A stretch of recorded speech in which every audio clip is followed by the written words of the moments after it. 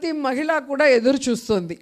ఎందుకంటే జగన్మోహన్ రెడ్డి గారు ఉన్నప్పుడు మహిళా సాధికారక పాలన మనకు అందిస్తే, చంద్రబాబు నాయుడు కూటమి పరిపాలన ఏమి ఇచ్చింది? నారావారి నరకాసుర పాలన ఇచ్చింది. ఈరోజు రాష్ట్రంలో చూస్తే మనకి గౌరవం లేదు, ముఖ్యంగా రక్షణ లేదు. ఈరోజు ఒక హోంమంత్రి మహిళ అయి ఉండి కూడా మహిళలకి రక్షణ కల్పించలేని దౌర్భాగ్య స్థితిలో మనం ఉన్నాం. ఆమె హోంమంత్రి పదవి తప్ప అన్నీ చేస్తుంది. ఆటలాడుతుంది, పాటలు పాడుతుంది, డాన్స్ వేస్తుంది, అని కూతలు పెడుతుంది. అమ్మ, నీకు ఇచ్చిన పదవి హోంమంత్రి అమ్మా, ఆడవాళ్ళకి రక్షణ కల్పించమ్మా. ఎవరైనా తప్పు చేస్తే వాడు ఎవడైనా కూడా వాడిని శిక్షిస్తే రెండో తప్పు అనేది జరగదు అంటే దానికి ఆమెకి టైం లేదు. అలా అంటే ఇంకో ఆమె మంత్రి ఉంది. ఆ మంత్రి పిఏ మీకు ఉద్యోగం ఇప్పిస్తాను, నాతో వస్తావా అని చెప్పి ఆడవాళ్ళ జీవితాల్ని నాశనం చేస్తుంటే ఆ మంత్రి పట్టించుకోకుండా జీవితాలు నాశనం అవుతుంటే చూస్తుంది. ఇంకో ఆవిడ ఉంది, అనిత, సవిత, సంధ్యారాణి. ఈ ముగ్గురు మంత్రులు అవ్వటం మహిళలుగా మన దురదృష్టం అని చెప్పుకోవచ్చు. ఎందుకంటే మహిళా మంత్రులు ఉంటే మహిళలకి సంక్షేమాన్ని అందించాలి, మహిళకి భద్రతను అందించాలి, మహిళకి రక్షణ కల్పించాలి, మహిళా సాధికారత దిశగా పనిచేయాలి. అలా చేయని ప్రభుత్వాన్ని నిలదీయాలి. అది వదిలేసి ఈరోజు టింగు రంగా అని చెప్పి చంద్రబాబు నాయుడు గారిని తీసుకొని ఈ మంత్రులు మహిళా దినోత్సవ వేడుకలు అంటూ ఈరోజు ఒక డ్రామా చేస్తున్నారు. మీరు అందరూ చూస్తారు. అసలు కూటమి ప్రభుత్వానికి, ముఖ్యంగా చంద్రబాబు నాయుడికి, అనితకి, సవితకి, సంధ్యారానికి మహిళా దినోత్సవ వేడుకలు జరిపే అర్హత ఉందా అని అడుగుతున్నా. ఎంత సిగ్గుచేటు చెప్పండి. ఈరోజు రాష్ట్రంలో 6 ఏళ్ల అమ్మాయి నుంచి 60 ఏళ్ల ముసలిదాన్ని వరకు రేప్ చేస్తున్నారు, దాడులు చేస్తున్నారు. వాళ్ళ అధికారాన్ని ఉపయోగించి లొంగ తీసుకొని వాళ్ళ జీవితాలు నాశనం చేస్తుంటే ఈరోజు ఎవరైతే కంప్లైంట్ ఇస్తారో ఆ మహిళల మీద కేసులు పెడుతున్నారు తప్ప, తప్పు చేసినా తప్పుడు వాళ్ళ మీద కేసు పెట్టకుండా వాళ్ళకి మళ్ళీ కొమ్ము కాస్తున్నారు. వీళ్ళ మహిళా దినోత్సవం చేసి మహిళలకి మంచి చేస్తామని చెప్తే ఈ రాష్ట్రంలో ఉండే మహిళలు నమ్ముతారా? ఈరోజు అధికారంలోకి వస్తే కులం, మతం, ప్రాంతం, పార్టీ చూడకుండా మహిళలందరికీ మంచి చేస్తాం, జగన్మోహన్ రెడ్డి గారు ఇచ్చిన దానికన్నా డబుల్గా ఇస్తామని చెప్పారు కూటమి ప్రభుత్వం. ఇచ్చారా? ఈరోజు కులం, మతం, పార్టీ చూడకుండా మన పార్టీ అయినా వాళ్ళ పార్టీ అయినా అందరినీ వెన్నుపోటు పొడిచేయటమే. వెన్నతో పెట్టిన విద్య చంద్రబాబు నాయుడుకి. నిజమే కాదా? సో ఈరోజు మననే కాదు, అటు బీజేపీ మహిళల్ని, తెలుగుదేశం పార్టీ మహిళల్ని, జనసేన మహిళల్ని కూడా వెన్నుపోటు పొడిచిన ఘనత చంద్రబాబు నాయుడికే దక్కింది.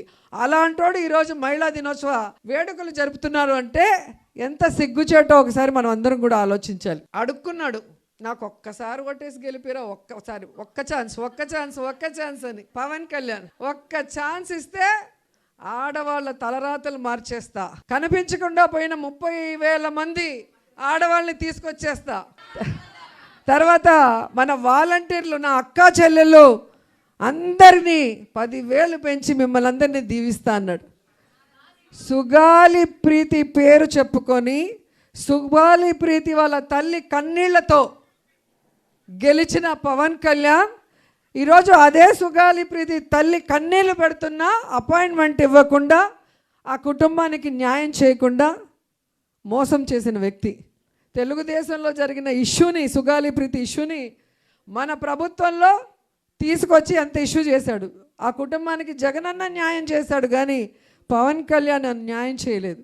30,000 మంది కనిపించకుండా పోయారు, ఇంటెలిజెన్స్ రిపోర్ట్ వచ్చిందని చెప్పిన వ్యక్తి 20 నెలలు అవుతుంటే 30,000 మంది కాదు 30 మందిని కూడా తీసుకురాలేదు. మరి ఈరోజు కూటమి ప్రభుత్వంలో ఇంటెలిజెన్స్ పని చేయట్లేదా అని అడుగుతున్నా. ఈరోజు వాలంటీర్ అక్క చెల్లెమ్మలకు 10,000 పెంచడం దేవుడెరుగు, మొత్తానికి ఉద్యోగాన్ని పీకి రోడ్డు మీద పడేశారు. వాళ్ళు ఏడుస్తుంటే కనీసం వాళ్ళ పక్క తిరిగి కూడా చూడలేదు. ఇలాంటి వాళ్ళకి మహిళా దినోత్సవ వేడుకలు జరుపుకునే అర్హత ఉందా అని అడుగుతున్నా.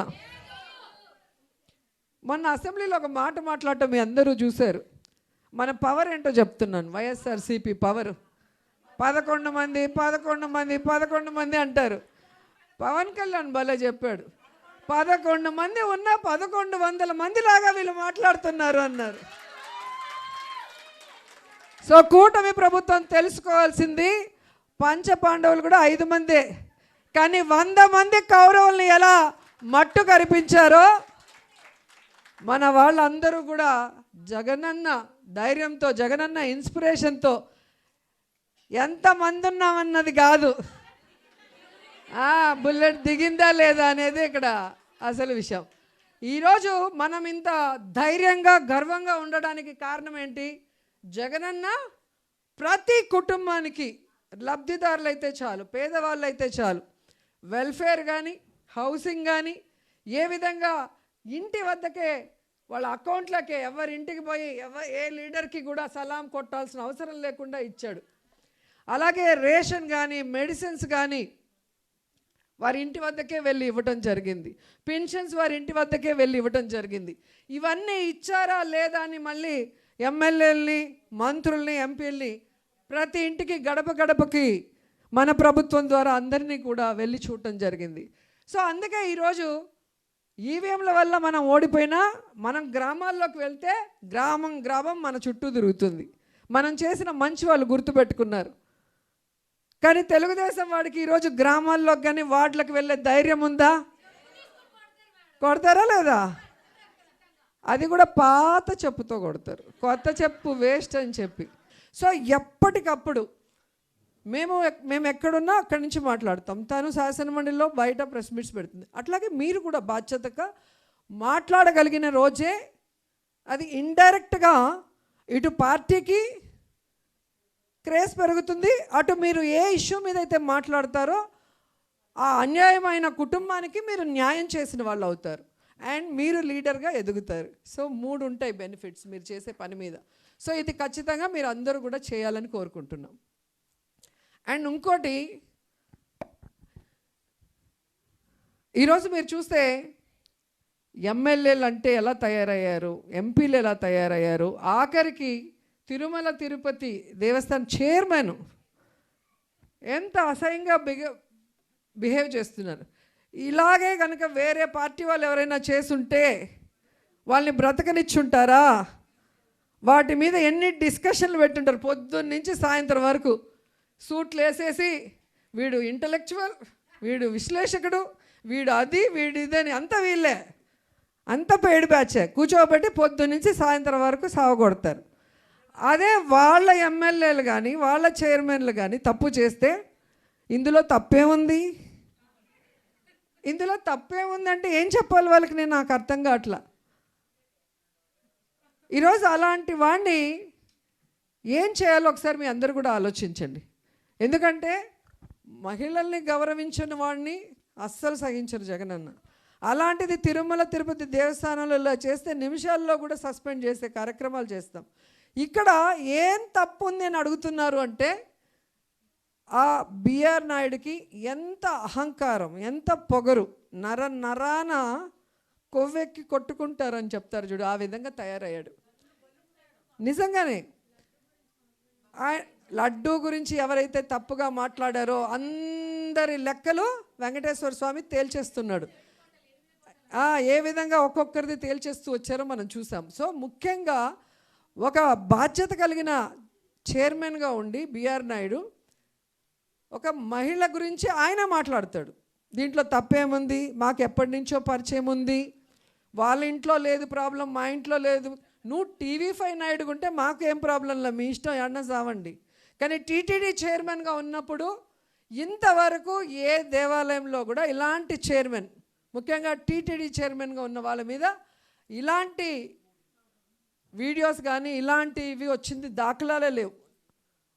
సో ఈ రోజుటికైనా ఆయన్ని రిజైన్ చేయించండి అంటే చంద్రబాబు నాయుడు చెప్తేనే నేను చేస్తాను.